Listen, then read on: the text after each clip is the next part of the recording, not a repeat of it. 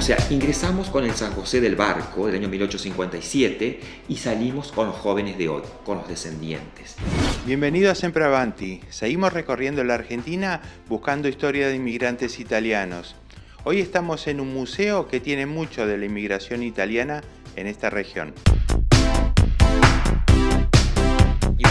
Y este museo que estamos viendo ahora, se fundó justamente cuando San José cumplió 100 años, 1957.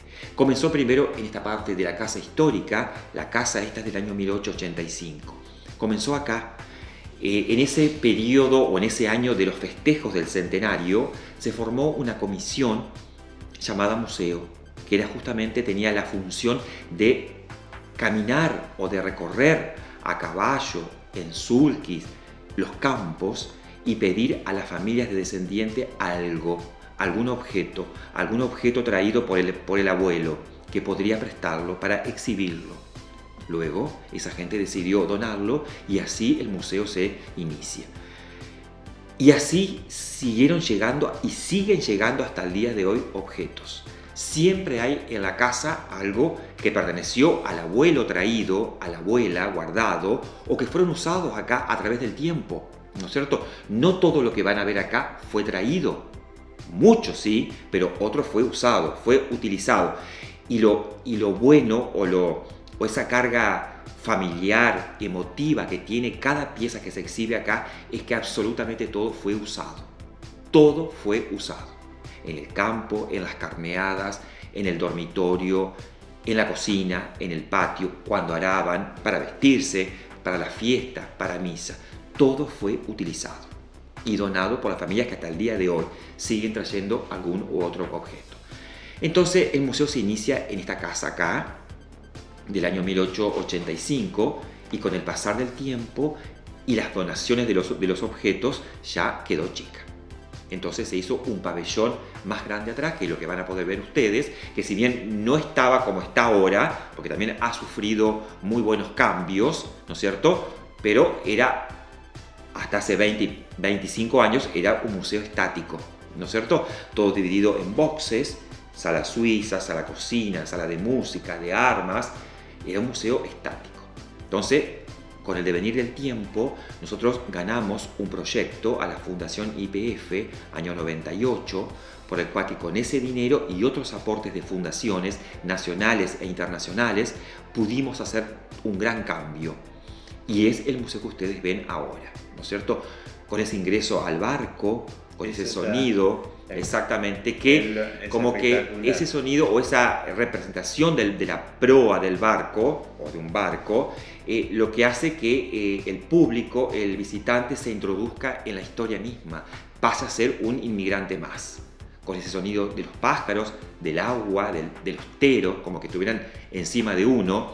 Entonces, bueno, y se desciende esa rampa, llegamos a tierra y nos encontramos con el plano y la distribución de las tierras.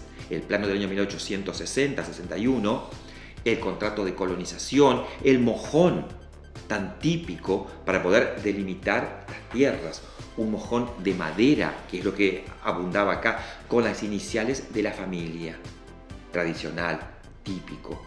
Entonces aquí está la familia Belsi, por ejemplo, que es ese mojón. Entonces, bueno, nos adentramos en la historia y pasamos a la vida familiar, a la vida social, pasamos a ver la música, la banda de música que era utilizada muchísimo acá. Esta gente alpina trajeron los instrumentos y eran muy amantes de la música.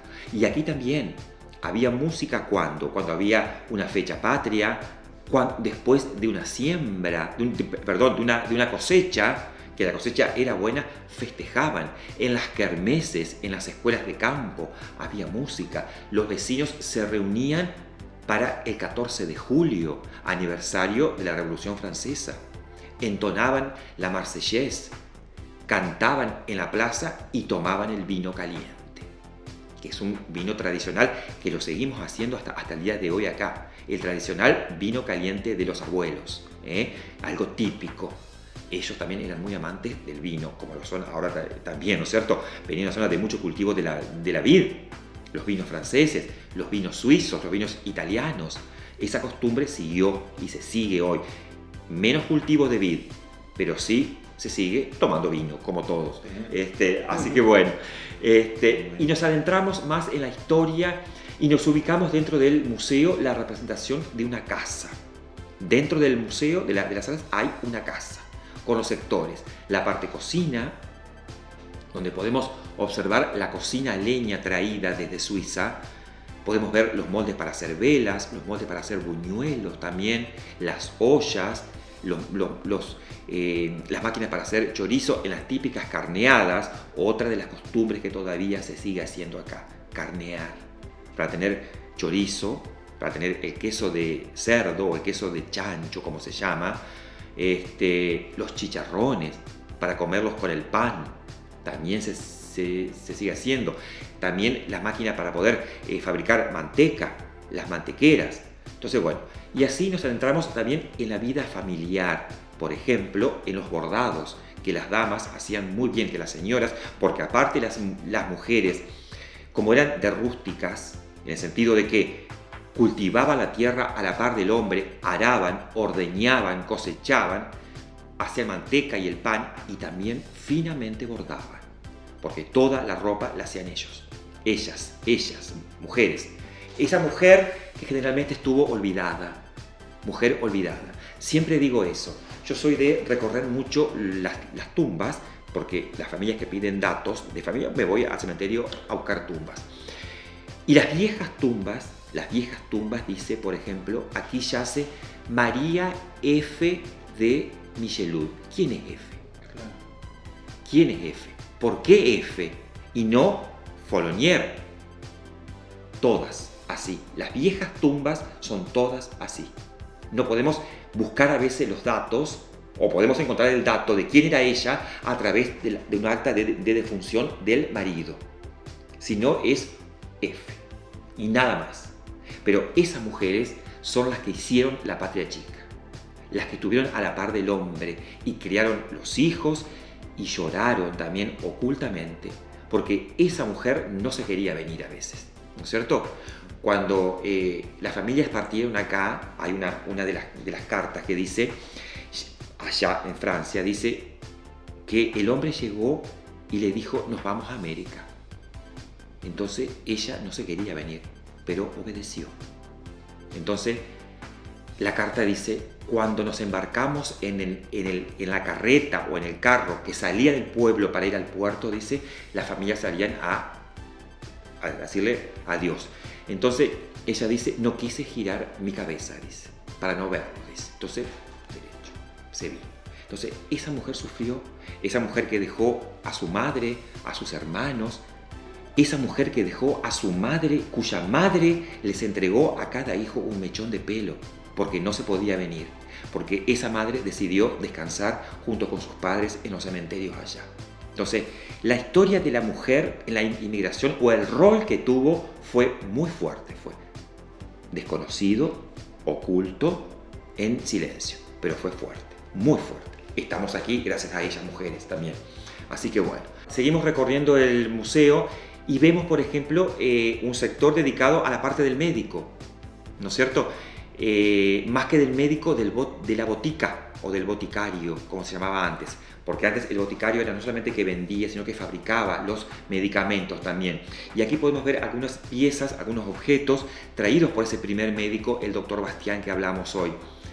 El doctor Bastián fue el primer médico, era suizo, estudió en Lyon, en Francia, y se viene para acá y trae su instrumental médico, entre ellos algo que llama muchísimo la atención, que es el forceps, para ayudar en los partos. Lógicamente cesárea no había acá, entonces o nacían naturalmente ayudados por el forceps o morían. No había otra posibilidad, así era.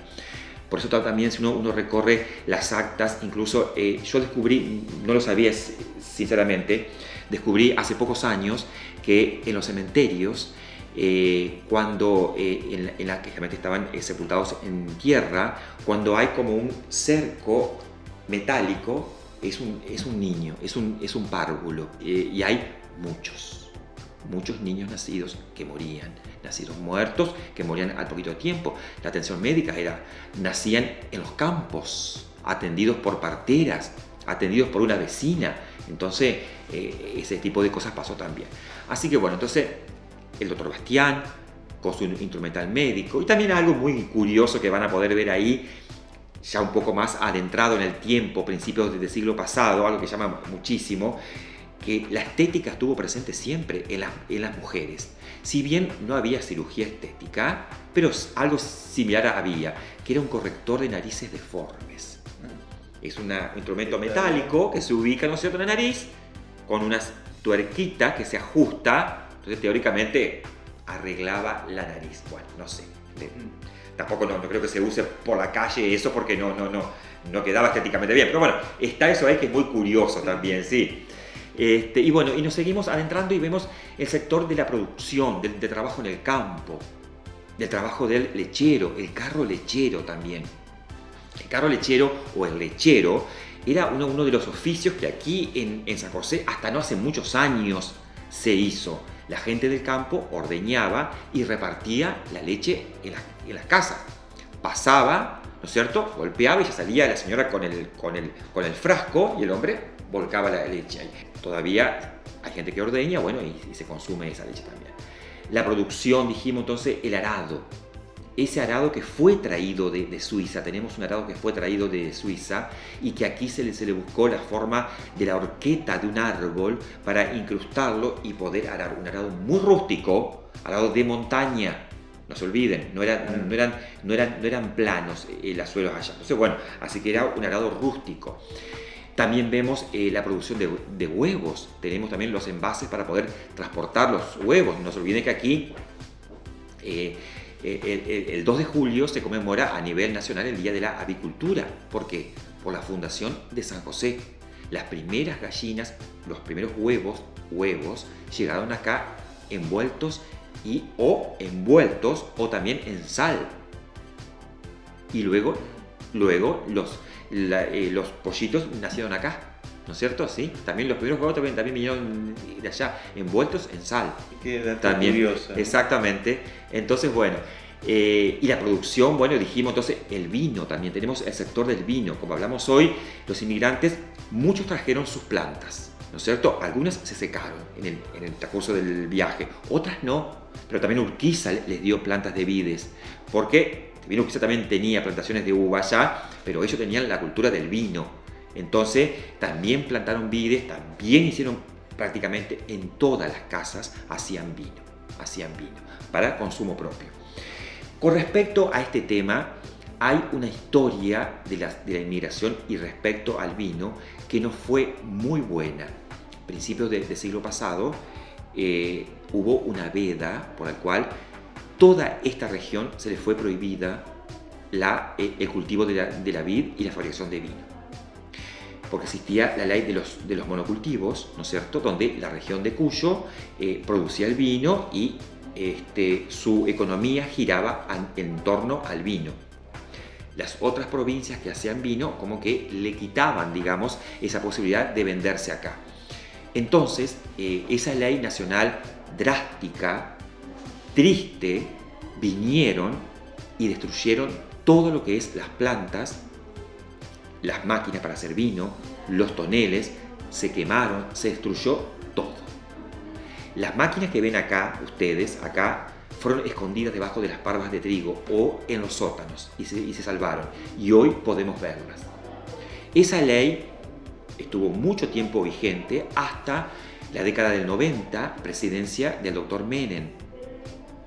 Con él esa ley se derogó y ahora sí se puede volver a hacer vino. Y aquí hay viejas bodegas que volvieron a hacer vino también. Así que bueno, entonces, pero fue esa historia triste porque el inmigrante o los descendientes no hacían vino para la venta, era para consumo propio. Esa cultura del vino o de tomar vino o de convidar con vino cuando alguien venía a verlos, era algo para ellos, un orgullo. Entonces, bueno, mi vino, te ofrezco mi vino. Y eso quedó truncado. Y eso dolió muchísimo también. Bueno, seguimos después también observando dentro de la muestra el tiro federal. El primer tiro de nuestro país fue fundado acá, 1859. Apenas a los 2 años llegados fundaron el tiro, un 19 de marzo. Los suizos, que fueron los primeros fundadores, eran y son amantes de la práctica del tiro al blanco, ¿no? Entonces, bueno, por tanto, crearon el tiro para practicar. Más allá de que también utilizaban las armas traídas por ellos para cazar también, porque aquí no nos olviden que en estas tierras acá había animales de todo tipo, desde patos, ciervos, todo. Entonces cazaban para poder comer, pero también practicaban el tiro y fueron muy buenos tiradores, entre ellos Jean-Pierre Fabre, Antonio Müller, Jan Meyer, entre otros, buenos tiradores, armeros también ellos, ¿no es cierto? Y esa práctica del tiro sigue hasta el día de hoy, por suerte que no se ha perdido. Seguimos viendo dentro de las salas, ya dentro de los oficios, también el fotógrafo, principios del siglo pasado, la máquina para sacar fotos, esas máquinas antiguas, grandes, que por ahí muchos los chicos acá lo ponen al lado de un celular y comparan lo que era una máquina fija, una máquina de estudio, digamos, porque no es que iban a sacarse la foto, venía la persona al estudio a sacarse una foto. Eran máquinas grandes, ¿no? No es que se la podía llevar de un lugar a otro por ahí. Entonces, bueno, esa máquina de fotos que eran fotos con tipo placas grandes, así es. Y luego finalizamos este recorrido, a grosso modo, digamos, con imágenes de los jóvenes de hoy. O sea, ingresamos con el San José del Barco del año 1857 y salimos con los jóvenes de hoy, con los descendientes, que somos todos acá, somos casi todos, o casi todos, ¿no es cierto? Las migraciones internas se han ido dando, hay también otras migraciones nuevas, ¿no es cierto? Pero básicamente la nuestra, por llamarla así, sigue estando en pie. Lo que me gustó mucho son los videos, las grabaciones que pasan en las pantallas. Exactamente, esas son historias orales. Son los descendientes que viven acá, ¿no es cierto?, que cuentan sus historias de vida, historias de familia, de cuando iban a la chacra, a la escuela, de cómo era la costumbre cuando moría alguien. Obviamente, no había radio, no había nada. Entonces, ¿qué hacían cuando moría alguien? Lógicamente, lo velaban en su propia casa. Entonces cuenta una de las noticias, sí, mandaban un chico a recorrer a caballo, a que informe a la colonia entera. Falleció tal, lo sepultan tal día. Entonces, ese era el medio de comunicación. En este caso, el niño con el caballo que recorría todas las casas. Entonces, bueno, uno de los videos que cuenta eso. También, por ejemplo, otro dice, la familia Follonier, ¿sí? Dice, éramos tan pobres, dice, que mi mamá, cuando lavaba la ropa, nos acostaba en la cama y hasta que no secaba, no salíamos. Pero tenía una sola muda. Una sola muda, teníamos una sola muda de ropa, dice él. Y éramos tan pobres, y sí. Pero dice así, todos, trabajaron la tierra y pudieron salir, ¿no es cierto? Así que bueno, así es. Los invitamos a recorrer nuestro museo, entonces. Estamos frente a la plaza en la ciudad de San José. Van a poder conocer nuestra historia y conocer nuestra idiosincrasia también. Estamos abiertos de martes a domingo, a la mañana y a la tarde. Generalmente los horarios de la tarde varían según las estaciones del año, pero a la mañana siempre es desde las 9 hasta las 12. Y a la tarde, verano, es desde las 18 hasta las 21, en invierno de 15 a 18. Pero bueno, es cuestión de que entren a las redes sociales y puedan vernos para poder venir. Así es. Muchas gracias por atendernos. Muy bien, muchas gracias a ustedes. ¿Te gustó el video? Deja un comentario y no te olvides de suscribirte al canal.